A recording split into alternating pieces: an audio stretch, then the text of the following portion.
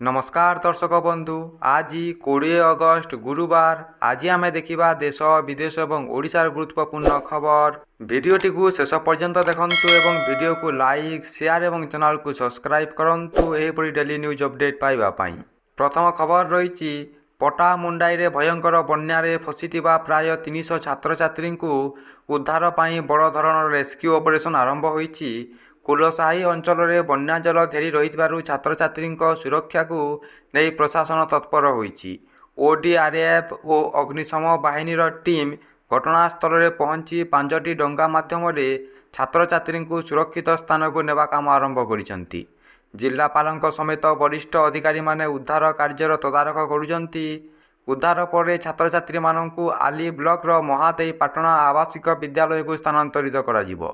बन्या परिस्थिति जटिल थिबारु छात्र छात्री को ऊपर महलाय रखिबा सह खाद्य और पीवा पानीर व्यवस्था करा जायछि। पानी स्तर नहीं चिंता जारी रही समस्त छात्र छात्री को सुरक्षित भाव बाहर को आनिबा पर्यंत उद्धार ऑपरेशन जारी रहिबो। परवर्ती खबर रही पियाज दर में वृद्धि। मात्र 5 दिन मध्य पियाज किलो पिछा 15 टंका बढ़ी देखा मिली। किछि दिन पूर्व 30 रु 35 टंका बिक्री होता पियाज एवं 40 रु 50 टंका पर्यंत पहुंची। फल मध्यवित्त और गरीब परिवार उपर यार सीधा प्रभाव पड़ी। व्यवसायी कहवा अनुसार वर्तमान बाजार को नासिक और मध्य प्रदेश पियाज आसूची। गोटे फसल ऋतुर अन्य फसल ऋतु को परिवर्तन समय जोगाण प्रभावित होबारु दर में एभली उत्थान पतन हेउथिबा व्यवसायी माने कहिसंती। परवर्ती खबर रही भुवनेश्वर मास्टर कैंटीन छकरे क्याब और ऑटो चालक आंदोलन को नहीं उत्तेजना। प्राय 2 घंटा धरी अंचल पलटिगला रणक्षेत्र। ऑनलाइन ड्राइवर एक फोरम पक्षरु यात्री भड़ा वृद्धि समेत विभिन्न दाबी नहीं यही आंदोलन होइतिला। किंतु आंदोलन समय परिस्थिति हठात उग्र हो पड़ा। प्रदर्शनकारी माने जनपथ अवरोध करने सह 14टी आम बस रे भंगारुजा करथिबा अभियोग होईछि। एहासह पुलिस उपर को ढेला पथर माड़ मध्य होइतिला। परिस्थिति नियंत्रण पाई पुलिस पानी माड़ करने सह लाठीचार्ज करथिला। घटना 50 रु अधिक आंदोलनकारी गिरफ होइतिबा बेले 100 रु अधिक गाड़ी जबत करा जायछि। संघर्ष में 13 जन पुलिस कर्मचारी आहत होइतिबा सूचना मिली। सरकार पक्षरु कहुଯାଇଛି आईन को हाथ को नेवा कौनसी परिस्थिति रे ग्रहणीय नुहे। एपटे यात्री ठारू अधिक भड़ा आदाय रोकिबा और सेवारे सुधार आनिबा पई आगुआ नुआ गाइडलाइन आनिबा को प्रशासन प्रस्तुति करुछि। परवर्ती खबर रही आकाश मार्गरू स्थिति परखिले वैजयंत पंडा। केन्द्रापड़ार बन्या स्थिति गंभीर होइतिबा बेले उद्धार और रिलीफ कार्य को नहीं तत्पर होइचंती बीजेपी राष्ट्रीय उपाध्यक्ष तथा केन्द्रापड़ा सांसद वैजयंत पंडा। बन्या प्रभावित अंचल स्थिति जानिबा पई से आकाश मार्गरू सर्वे करिचंती। एही समय जलमग्न गाँ और बन्यार प्रभाव को निजे परखिचंती। यापर जिलापाल स्थानीय विधायक एवं प्रशासनिक अधिकारी सह बैठक कर रिलीफ और उद्धार कार्य को त्वरान्वित करने को गुरुत्व देइचंती। विशेषकर जो गाँ गुड़िक बन्या जल जो विच्छिन्न हो पड़ी किंबा जोगाजोग व्यवस्था प्रभावित होईची सही अंचल को प्रथम रिलीफ सामग्री पहुंचाइबा को गुरुत्व दिया जाइछि। परवर्ती खबर रही ओडिशा को रेल भित्तिभूमिर बड़ उपहार। ओडिशार रेल भित्तिभूमि को आहरी मजबूत करने को केंद्र सरकार बड़ पदक्षेप।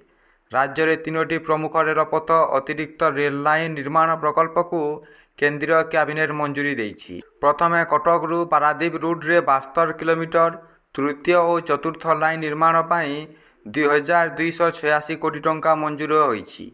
सेहीपरि भद्रक रु हरिदासपुर मध्य 75 किलोमीटर चतुर्थ लाइन पाई 1583 कोटी टंका खर्च हेबो। एहासह झगड़पुर रु भद्रक रानीताल रूट रे 173 किलोमीटर चतुर्थ लाइन निर्माण पाई 3352 कोटी टंकार प्रकल्प को मध्य मंजूरी मिली। एही 3टी प्रकल्प द्वारा ओडिशा रे रेल जोगाजोग और रेल चलाचल क्षमता बढ़िबा सह माल परिवहन एवं यात्री सेवारे मध्य उन्नति आसिबो बोली आशा करा जाउछि। परवर्ती खबर 15 वर्ष पर माओवादी नेता आजाद दोषमुक्त। 15 वर्ष धरी जेल रे अंडर ट्रायल भावे रहितिबा माओवादी नेता दोना केशव राव ओरफ आजाद को मिली बड़ आईनगत आश्वस्ति। प्राय 48टी गुरुतर मामलें से दोषमुक्त होइचंती। एही मामला गुड़िक मध्य 2008 मसीह स्वामी ଲକ୍ଷ୍ମଣାନନ୍ଦ ସରସ୍ୱତୀ ଓ ଅନ୍ୟ 4 ଜଣଙ୍କ ହତ୍ୟା ବୋଲି ହାଇ ପ୍ରୋଫାଇଲ୍ ମାମଲା ମଧ୍ୟ ରହିଥିଲା।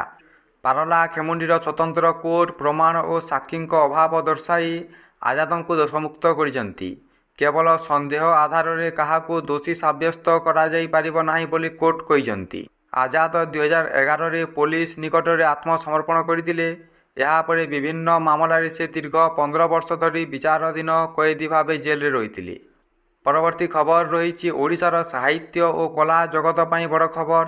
47ତମ ସାରଳା ପୁରସ୍କାର ପାଇଁ ଡାକ୍ତର ଆଶୁତୋଷ ପରିଡ଼ାଙ୍କୁ ଚୟନ କରାଯାଇଛି। ତାଙ୍କ କବିତା ସଂକଳନ ବିଶ୍ୱାସ ଦେ ପୃଥିବୀ ପାଇଁ ତାଙ୍କୁ ଏହି ସମ୍ମାନ ମିଳିବ। ଆସନ୍ତା ଅକ୍ଟୋବର 25 ତାରିଖରେ ତାଙ୍କୁ ପ୍ରଶସ୍ତିପତ୍ର ସହ 7 ଲକ୍ଷ ଟଙ୍କାର ନଗଦ ପୁରସ୍କାର ପ୍ରଦାନ କରାଯିବ। ସେହିପରି ଇଲା ବଂଶୀଧର ପଣ୍ଡା କଳା ସମ୍ମାନ ପାଇଁ 2 ଜଣ ବିଶିଷ୍ଟ କଳାକାରଙ୍କୁ ଚୟନ କରାଯାଇଛି। ଓଡ଼ିଶୀ ନୃତ୍ୟଗୁରୁ ଦୁର୍ଗାଚରଣ ରଣବୀର ଏବଂ ଶିଳ୍ପୀ ତଥା କଳା ଶିକ୍ଷାବିତ୍ ଦାମୋଦର ବେହେରା ଏହି ସମ୍ମାନ ପାଇବେ। ପ୍ରତ୍ୟେକଙ୍କୁ ପ୍ରଶସ୍ତିପତ୍ର ସହ 2,50,000 ଟଙ୍କା ଲେଖାଏଁ ନଗଦ ପୁରସ୍କାର ମିଳିବ। ଡାକ୍ତର ଆଶୁତୋଷ ପରିଡ଼ାଙ୍କୁ ଅଭିନନ୍ଦନ ଜଣାଇ ମୁଖ୍ୟମନ୍ତ୍ରୀ ମୋହନ ଚରଣ ମାଝୀ କହିଛନ୍ତି, ଓଡ଼ିଆ ଭାଷା ଓ ସାହିତ୍ୟକୁ ସମୃଦ୍ଧ କରିବାରେ ତାଙ୍କର ଅବଦାନ ଉଲ୍ଲେଖନୀୟ। ଏହି ସମ୍ମାନ ଓଡ଼ିଶାର ସାହିତ୍ୟ ଓ କଳା ଜଗତର ପ୍ରତିଭାମାନଙ୍କୁ ଆହୁରି ପ୍ରେରଣା ଦେବ ବୋଲି ସେ ଆଶା କରାଯାଉଛି। ପରବର୍ତ୍ତୀ ଖବର ରହିଛି ବନ୍ୟା ପରେ ଓଡ଼ିଶାରେ ହୁ ହୁ ହୋଇ ବଢ଼ିଛି ପରିବା ଓ ଖାଦ୍ୟ ସାମଗ୍ରୀ ଦର। ଚିନି କେଜି 40ରୁ 60 ଟଙ୍କା ବଢ଼ିଛି। ଚୁଡ଼ା 38ରୁ 45 ଟଙ୍କା ହୋଇଛି। ପିଆଜ, ବାଇଗଣ, ଟମାଟୋ ଓ ପୋଟଳ ଭଳି ପନିପରିବା ଦର ମଧ୍ୟ ପ୍ରାୟ 2 ଗୁଣା। ଅଦା 200 ଓ ରସୁଣ 280 ଟଙ୍କା ପର୍ଯ୍ୟନ୍ତ ପହଞ୍ଚିଛି। ବନ୍ୟା ଯୋଗୁଁ ପରିବହନ ଓ ସପ୍ଲାଇ ଚେନ୍ ବାଧାପ୍ରାପ୍ତ ହେବାରୁ ଏହି ଦର ବୃଦ୍ଧି। କଳାବଜାରୀ ରୋକିବାକୁ ସରକାର ବଜାର ଉପରେ ନଜର ରଖୁଛନ୍ତି। ପରବର୍ତ୍ତୀ ଖବର ରହିଛି ଓଡ଼ିଶାର ପାଠ୍ୟପୁସ୍ତକ ମୁଦ୍ରଣକୁ ନେଇ ଅନିୟମିତତା ଅଭିଯୋଗ ମାମଲାରେ ତଦନ୍ତ ଜୋରଦାର ହୋଇଛି। ଏହି ମାମଲାରେ ସରକାରଙ୍କ ପ୍ରାୟ 170 କୋଟି ଟଙ୍କା କ୍ଷତ ହୋଇଥିବା ଅଭିଯୋଗ ରହିଛି। ତଦନ୍ତର ନୂଆ ମୋଡ଼ ଆସିଥିବା ବେଳେ 2 ଜଣ ପ୍ରିଣ୍ଟର ମାଲିକ କ୍ରାଇମବ୍ରାଞ୍ଚ ସମ୍ମୁଖରେ ହାଜର ହୋଇଛନ୍ତି। ଜଗନ୍ନାଥ ପ୍ରିଣ୍ଟରର ପ୍ରାଇଭେଟ ଲିମିଟେଡ୍ ଅସୀମ ଘୋଷ ଏବଂ ନୀଳକଣ୍ଠ ପ୍ରିଣ୍ଟରର କିଶୋର କରଙ୍କୁ ଅଧିକାରୀମାନେ ପଚରାଉଚରା କରୁଛନ୍ତି। ସେମାନଙ୍କ ଟେଣ୍ଡର ପ୍ରକ୍ରିୟା, ଅନୁମୋଦନ କପି, ଅନ୍ତିମ ମୁଦ୍ରଣ ଏବଂ ପୁସ୍ତକରେ ଥିବା ତ୍ରୁଟି ଯାଞ୍ଚ ସମ୍ପର୍କିତ ଦସ୍ତାବିଜ କ୍ରାଇମବ୍ରାଞ୍ଚକୁ ଦେଇଥିବା ସୂଚନା ମିଳିଛି। ଏହି ମାମଲାରେ ଜଣେ ଆସିଷ୍ଟାଣ୍ଟ ଡାଇରେକ୍ଟର ଏବଂ 2 ଜଣ ପ୍ରିଣ୍ଟରଙ୍କୁ ଅନ୍ତରୀଣ ଜାମିନ ମିଳିଥିବା ମଧ୍ୟ କୁହାଯାଉଛି। ତେବେ ପୂରା ଘଟଣା କାହାର ଭୂମିକା ରହିଛି ଏବଂ କିପରି ଅନିୟମିତତା ହୋଇଥିଲା ତାହା ଜାଣିବା ପାଇଁ କ୍ରାଇମବ୍ରାଞ୍ଚ ତଦନ୍ତ ଜାରି ରହିଛି। ପରବର୍ତ୍ତୀ ଖବର ରହିଛି କେନ୍ଦୁଝର ଜିଲ୍ଲା ଘସିପୁରା ଅଞ୍ଚଳରେ ବୈତରଣୀ ନଦୀର କୂଳ ଖାଇବା ଏବେ ସମଗ୍ର ଗ୍ରାମବାସୀଙ୍କ ପାଇଁ ବଡ଼ ବିପଦ ସୃଷ୍ଟି କରିଛି। ପ୍ରତିବର୍ଷ ନଦୀ ଫୁଲିବା ସହ ବହୁ ଜମି ନଦୀ ଗର୍ଭକୁ ଚାଲିଯାଉଛି। ଏହା ସହ ଶହ ଶହ ମୂଲ୍ୟବାନ ଗଛ ମଧ୍ୟ ନଷ୍ଟ ହେଉଛି। କୂଳ ସୁରକ୍ଷା ପାଇଁ ହୋଇଥିବା ପଥର ପ୍ୟାକିଂର ମାନ ଓ ସ୍ଥାୟିତ୍ୱକୁ ନେଇ ମଧ୍ୟ ଲୋକେ ପ୍ରଶ୍ନ ଉଠାଇଛନ୍ତି। ନଦୀର ପ୍ରଖର ସ୍ରୋତକୁ ଏହି ସୁରକ୍ଷା ବ୍ୟବସ୍ଥା ରୋକି ପାରୁନଥିବା ଅଭିଯୋଗ ହୋଇଛି। ଅନେକ ଗାଁ ଏବେ ନଦୀର ଲୀନ ହେବା ଆଶଙ୍କା ରହିଛି। ତେଣୁ ଜିଲ୍ଲା ପ୍ରଶାସନ ତୁରନ୍ତ ଘଟଣାସ୍ଥଳର ପରିଦର୍ଶନ କରି ମଜବୁତ ବୋଲ୍ଡର ପିଚିଂ ଭଳି ସ୍ଥାୟୀ ସୁରକ୍ଷା କାମ କରିବାକୁ ଗ୍ରାମବାସୀ ଦାବି କରିଛନ୍ତି। ପ୍ରତିବର୍ଷ ବଢ଼ୁଥିବା ଏହି ସମସ୍ୟା ଏବେ ଲୋକଙ୍କ ଘର, ଜୀବନ ଓ ଜୀବିକା ପାଇଁ ବଡ଼ ଚିନ୍ତାର କାରଣ ପାଲଟିଛି। ଏହା ଥିଲା ଆଜିର ଗୁରୁତ୍ୱପୂର୍ଣ୍ଣ ଖବର। ଭିଡ଼ିଓଟି ଭଲ ଲାଗିଥିଲେ ଭିଡ଼ିଓକୁ ଲାଇକ୍, ସେୟାର ଏବଂ ଚ୍ୟାନେଲକୁ ସବସ୍କ୍ରାଇବ୍ କରନ୍ତୁ ଏହିପରି ପ୍ରତ୍ୟେକ ଦିନ ନ୍ୟୁଜ୍ ଅପଡେଟ୍ ପାଇବା ପାଇଁ।